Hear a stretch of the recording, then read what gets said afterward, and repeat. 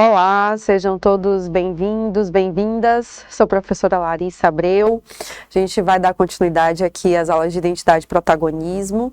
Você que está aí nos acompanhando, né? A gente está colocando as aulas já no sentido da gente compreender essa nossa jornada no ensino médio, para ver de que maneira a gente pode ir exercendo os nossos protagonismos a partir dos nossos estudos, a partir dos nossos projetos e, sobretudo, de que maneira a gente pode se responsabilizar pela nossa jornada de conhecimento, né? Então, hoje a gente vai continuar falando um pouco sobre essa jornada que a gente tem da primeira série no ensino médio, e a gente vai focar hoje em compreender qual a nossa responsabilidade nesse processo de organização, de autonomia nos estudos, de busca por mais conhecimento, né? Então, vamos juntos aqui entender um pouquinho melhor. O tema da nossa aula hoje é o que é autonomia e corresponsabilidade no estudo, né? Então, essas duas palavrinhas, autonomia e corresponsabilidade, a gente vai falar um pouquinho sobre esses conceitos para que a gente possa esclarecer qual é o nosso papel nisso tudo. Então, primeiro eu gostaria de começar trazendo uma reflexão. Como minhas escolhas e atitudes em relação aos estudos revelam meu grau de autonomia e meu compromisso com o meu próprio aprendizado, né? Então, falar sobre estudos é a gente poder falar também sobre como que a gente vai nos colocando nos eixos, quais hábitos a gente vai construindo ao longo da nossa jornada de estudos, né? A gente já viu aí que a gente está dentro do ciclo da educação básica, que é um ciclo bem comprido. A gente tem ali o ensino fundamental, que já demora 9 anos, depois mais 3 anos de ensino médio, para que a gente possa seguir aprofundando os estudos, e esses 3 anos são o ciclo final, né? Corresponde ao ciclo final da educação básica. Então, ao longo desse período todo de estudos na escola, o que você, enquanto estudante, já desenvolveu no sentido da autonomia e do compromisso com o próprio aprendizado? Muitas vezes a gente se questiona, né, se o que a gente tem feito é suficiente, ou então às vezes a gente foca em perceber as dificuldades que a gente tem nas escolas, às vezes, né, seja de compreensão de um conteúdo, seja porque a gente não conseguiu ainda, ao longo desses anos, desenvolver algumas habilidades, mas como é que a gente tem buscado sanar, ou seja, remediar essas habilidades que a gente ainda não desenvolveu e essas dúvidas que a gente ainda tem. Então, a gente começa com essa reflexão. E aí a gente precisa, então, focar nesse conceito de autonomia. Autonomia é uma palavra bonita, né, que aparece várias vezes dentro do nosso componente, aparece também, com certeza, muito dentro do componente de filosofia, de sociologia. A autonomia é um conceito muito das ciências humanas, né, e a gente precisa focar agora nesse conceito para que a gente não saia por aí só falando essa palavra bonita e não saiba muito bem o que ela quer dizer, né. Então, a autonomia é a capacidade de uma pessoa tomar decisões e agir por conta própria, com consciência e responsabilidade sobre suas escolhas e ações. A autonomia dentro da filosofia é um conceito fundamental para a gente pensar ética, política, moral, né? Porque se a gente está falando dessa capacidade de fazer ponderações, tomar decisões e nos responsabilizarmos pelas nossas escolhas, então a gente está falando aí de um processo moral, né? De atitude diante da vida e diante dos outros e diante de nós mesmos. Então, tomar essa consciência de autorresponsabilização é um primeiro passo para que a gente entenda o que é autonomia e aí como que isso se liga aos estudos, né? Vamos seguindo aqui. Então, no contexto dos estudos, ser autônomo significa o quê? Significa você saber organizar o próprio tempo de estudo, né? Muitas vezes a gente deixa o tempo do estudo correr solto, a gente estuda às vezes só perto da prova, né? Perto de um trabalho que a gente tem para desenvolver, ou então a gente acaba ali estudando quando dá, né? Porque também a gente tem, às vezes, umas dinâmicas, né? Principalmente você que aí pode já estar no EJA, né? Na educação de jovens e adultos, às vezes muito envolvido com o trabalho, né? E acaba que a gente tem algumas dificuldades de organizar esse tempo. Mas a gente precisa fazer um esforcinho para que, nesse processo de conquista de autonomia, a gente saiba fazer essa gestão desse tempo que nós temos ali disponível para os estudos, para o trabalho, para o lazer, para outros projetos. Então, no contexto do estudo, a autonomia também significa buscar aprender, mesmo fora das aulas. Isso aqui é fundamental, né? Porque às vezes a gente pode ficar dependendo muito do professor, da professora, e o professor e a professora estão ali, estamos aqui para fazer um trabalho de despertar para o conhecimento, de trazer alguns conceitos, mas esse saber, né, e esse aprendizado, ele só se consolida a partir do momento que você começa a trazer esse conhecimento também para a sua vida, além da escola, além dos muros, das carteiras, né, da sala de aula. Então, buscar aprender mesmo fora das aulas. A gente sabe que hoje em dia a gente tem ali, às vezes, na palma da mão, com o celular, a gente tem acesso ao mundo de conhecimentos, né? Então, como acessar esse mundo de conhecimentos de uma forma proveitosa, de uma forma que você possa acessar sites de confiança, que você possa acessar conteúdos que vão agregando esse saber escolar, mas para além do saber escolar, saberes, habilidades, competências que vão te auxiliar a entender o mundo da vida, te auxiliar a entender os seus projetos, as suas escolhas, as dinâmicas sociais, políticas, né? Então, esse buscar aprender para além dos livros e para além das aulas, é buscar jornais, é buscar sites, podcasts também, tem muitos podcasts onde você pode escutar entrevistas interessantes, conteúdos, audiolivros, né? Então, a gente tem uma quantidade de lugares para buscar esse conhecimento.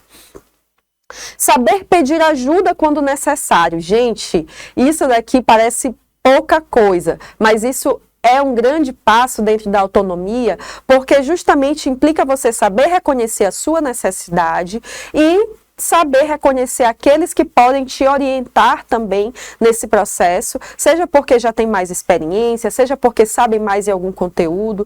Então, pedir ajuda é deixar um pouco de lado a vergonha por não saber alguma coisa. Às vezes a gente acha, poxa, já cheguei até aqui, ainda não sei esse conteúdo, fico com vergonha ali de perguntar. Mas não tenha vergonha de perguntar. Lembra, é só a gente lembrar até das aulas de filosofia que essa atitude de questionar, de perguntar, de se perceber, quando a gente lembra lá do Sócrates falando só sei que nada sei, né? Saber reconhecer a sua própria ignorância no sentido de ignorar alguns conhecimentos e precisar correr atrás. Então, saber pedir ajuda é justamente reconhecer os seus limites, mas não ficar parado nesses limites, né? Buscar a expansão disso. E assumir a responsabilidade pelo processo de aprendizagem, né? Então, às vezes, a gente acaba caindo naquele erro de colocar sobre o outro a responsabilidade de nos ensinar o tempo inteiro. Mas a gente também tem uma responsabilidade grande nesse caminho, que implica justamente essa atitude de buscar ativamente pelo saber, né? Então percebam que quando vocês estão lá em filosofia, o professor falando, por exemplo, da atitude filosófica. A atitude filosófica é uma atitude de muita autonomia, né? Naquele que busca o saber de uma maneira livre, comprometida consigo, com seu conhecimento, de uma maneira curiosa, de uma maneira aberta, para a gente poder ir agregando mais e mais saberes e experiências em nossa vida. Então, a gente fala aqui daquela atitude filosófica que também pode trazer para a gente essa capacidade de desenvolver mais a nossa argumentação, a nossa habilidade de pesquisa, né? Então, vamos seguir nos aprofundando aqui na autonomia e nos estudos. Ser autônomo é não precisar de ajuda, né?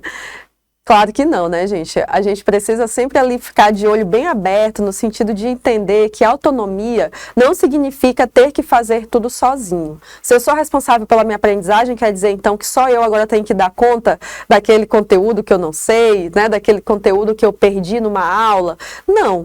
A gente vai se desenvolvendo com o tempo a compreensão de que o apoio, a orientação, né, de outras pessoas é que fortalece também o nosso processo de aprendizagem. E a gente vai ver que a gente se colocar de maneira ativa também como quem ensina o que aprende, mesmo que seja pouco. Às vezes a gente acha que o que a gente aprende é pouco, mas se a gente consegue também compartilhar esse pouco, a gente vai avançando no sentido do aprofundamento dos saberes que a gente tem e nesse processo de autonomia. Então, reconhecer de que nós fazemos parte de um coletivo, de uma comunidade aprendente, né? Se a gente começa a observar que nós fazemos parte de uma comunidade que aprende conjuntamente, então a gente percebe que a autonomia não tem a ver com ser sozinho nessa caminhada, mas tem a ver justamente com a autorresponsabilização e a corresponsabilidade, que é o que a gente vai ver, né, daqui para frente. Entender o que é essa corresponsabilidade também dentro do processo do aprendizado. Então, a corresponsabilidade é o quê? É o fazer conjunto, né? É o se responsabilizar coletivamente. Então, a corresponsabilidade é a ideia de que todas as pessoas envolvidas em uma situação compartilham deveres, compromissos e também as consequências pelo que fazem, né? Então, cada um com o seu papel ativo ali, mas todos trabalhando coletivamente por um objetivo comum. Então, quando a gente pensa na sala de aula, mas para além da sala de aula também, então a gente vai observar que temos ali um objetivo em comum, que é aprender, que é passar por um processo formativo, concluir uma etapa formativa.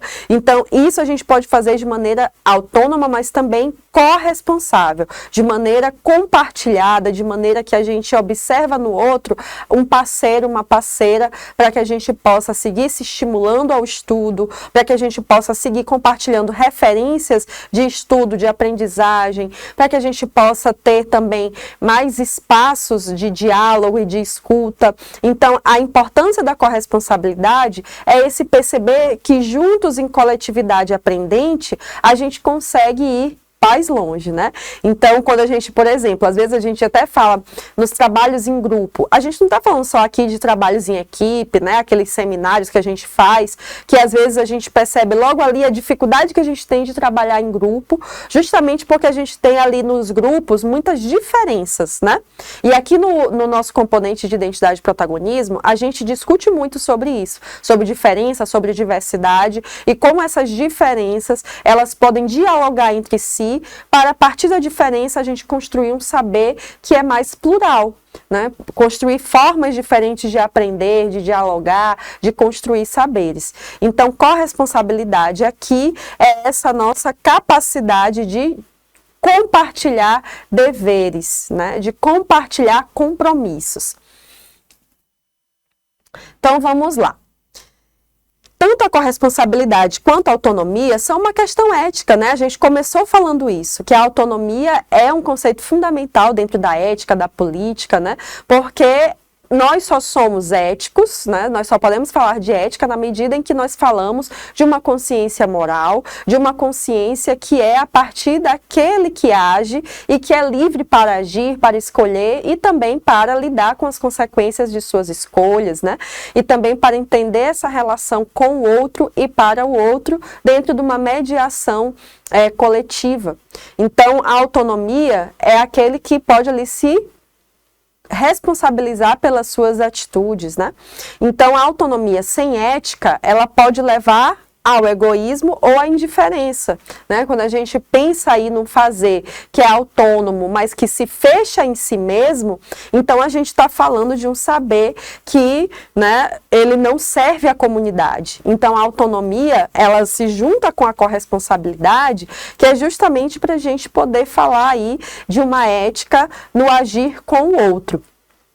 A corresponsabilidade sem autonomia pode gerar dependência ou omissão, né? Quando a gente pensa assim, se é todo mundo responsável por isso, né? Então eu não posso aqui, eu não posso fazer a minha parte se o outro não está fazendo a parte dele, tem que ser todo mundo coordenado. Sim, esse é o ideal, mas a gente entende que se a gente fica o tempo inteiro esperando o outro fazer o que é correto, então a gente entra numa relação de dependência, né? A gente acaba se omitindo de fazer aquilo que é esperado de nós, aquilo que é correto, né? Então a gente precisa juntar essas duas coisas, que é justamente para pensar uma base mais solidária, consciente de uma ação coletiva dentro dos estudos e para além dos estudos nas outras relações que a gente desenvolve socialmente. Então, corresponsabilidade e autonomia, lembrem-se aí que é uma questão ética, porque a gente vai estar o tempo inteiro ali pensando nessas 3 questõezinhas aqui para que a gente possa tomar as nossas decisões, né? Quero fazer isso? Se eu quero, eu devo fazer? Né? Posso fazer? Então, essas 3 perguntinhas que vão guiando aí o nosso processo de tomada de decisões, de tomada de ações e também os nossos processos coletivos corresponsáveis, né? Então, quando a gente se faz essas perguntas, a gente está justamente exercitando a nossa capacidade de autorresponsabilização. Né? Então, essas perguntas que a gente pode usar aí no âmbito da ética de uma forma geral, mas que também serve para pensar nossa relação com os estudos, né?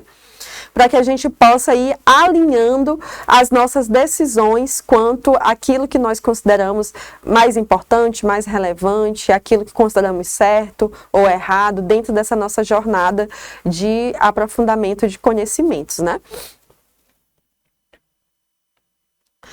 Então, a corresponsabilidade e autonomia na nossa prática escolar, ela vai resultar em quê? Quando a gente fala assim, sabe, tá falando várias coisas muito bonitas aí, mas de forma prática, como é que isso se traduz no nosso cotidiano, né? Então, vai se traduzir aqui, na organização do ambiente de aprendizagem, né? No respeito mútuo e na inclusão, na construção de regras coletivas, né? Daí a importância da gente fazer os nossos acordos de convivência, contratos de convivência. Professora Larissa, mas isso não é coisa lá da creche, fazer os nossos combinados? Não, né? Nós todos em sociedade precisamos estar ali reafirmando os nossos compromissos, os nossos deveres, os nossos acordos para que a gente tenha uma convivência mais harmônica. Então, seja na etapa que for, é muito importante que a gente possa ali começar já o ano, começar as nossas práticas, fazendo a construção dos nossos acordos coletivos, né? Então, a partir desses acordos coletivos, a gente pode pensar também formas de uma ajuda mútua nos estudos, os nossos projetos interdisciplinares, né? A gente pode pensar aí maneiras de como assegurar que o respeito, né, a inclusão, o respeito mútuo, as diversidades estejam sendo garantidos, né? Então, essa forma aqui que a gente está trazendo, né? A gente começou aqui com ações de uma forma mais geral, e aqui no ponto 5 e no ponto 6, a gente traz elementos que fazem parte, provavelmente, da sua comunidade escolar. Quando a gente pensa nos projetos interdisciplinares que acontecem, né? Nas culminâncias, às vezes, desses projetos, nos conselhos de classe, né? A gente está falando tanto aqui ao longo do nosso componente aí na escola, você deve ter passado por momentos de discutir sobre liderança, eleição de líderes, né? Sobre esses momentos de conselho de classe onde há escuta, os ciclos de diálogo, né? Então, pensar esses detalhes aqui é a forma como essa corresponsabilidade e essa autonomia vão se traduzir no dia a dia, no cotidiano escolar. Como desenvolver autonomia nos estudos, né? A gente traz aqui algumas dicas. Crie uma rotina de estudos personalizada, né, para as suas necessidades e para o seu tempo. Use agendas, né, onde você possa fazer os seus cronogramas, registrar as datas importantes, os eventos importantes. Faça autoavaliações, né? As avaliações, a gente às vezes olha elas com um pouco de preconceito, né? Porque a gente já tem medo até de ser avaliado, mas é importante você também se autoavaliar para que você possa ir se regulando naquilo que você acredita que seja mais importante de encaminhar de maneira mais rápida. Busque fontes além do material da aula. Aprenda a pedir ajuda, a gente já trouxe aqui, e valorize o erro como parte do processo. Às vezes a gente tem muito medo de errar, principalmente se esse erro vai estar na frente de outros colegas, né? Mas a gente começa a olhar esse erro como uma parte desse processo de aprendizagem, e isso é uma coisa que pode estar, inclusive, nos acordos de convivência de vocês, né? Não julgar aquele erro do processo, a pessoa foi chamada no quadro, por exemplo, para resolver uma atividade, e errou alguma coisa. a turma está ali também para apoiar esse processo. E entender que só erra quem está tentando fazer, né? Então, a gente poder olhar para o nosso erro como uma parte também desse aprendizado, certo? E aí, gente, eu trouxe aqui para a gente finalizar essa pirâmide, que é a chamada pirâmide de aprendizagem de um psiquiatra que também deu algumas contribuições relevantes para o campo da educação, que é o William Glasser. Ele traz essa pirâmide do aprendizado que tem a ver com a nossa forma de aprender. Que formas de aprender são mais interessantes, que nos ajudam aí a aprofundar de maneira mais adequada, né, as nossas referências de estudo. Então, ele traz aqui, olha só, na base da pirâmide, né, a gente tem quando ensinamos aos outros, 50% quando vemos e ouvimos, 70% quando discutimos com os outros, ou seja, quando dialogamos, né? Discutir de brigar não, é quando a gente dialoga. Quando fazemos algumas coisas, a gente aprende 80% quando a gente pratica e 95% quando ensinamos aos outros. Então, aqui ele está chamando a atenção, né, de que a aprendizagem ativa, ela é uma aprendizagem que vai depender do quanto você se envolve nesse processo de maneira mais radical, né? Então, quando a gente se propõe a ensinar as pessoas aquele pouquinho que a gente aprendeu, a gente também acaba consolidando ainda mais a nossa aprendizagem. Então, essa pirâmide aí serve de modelo para a gente lembrar que a aprendizagem ativa é o melhor caminho para a autonomia e é o melhor caminho para o desenvolvimento de uma aprendizagem mais embasada, mais fortalecida e que fortalece também a nossa comunidade aprendente. Tá bom, gente? Aguardo vocês na próxima aula. Até mais!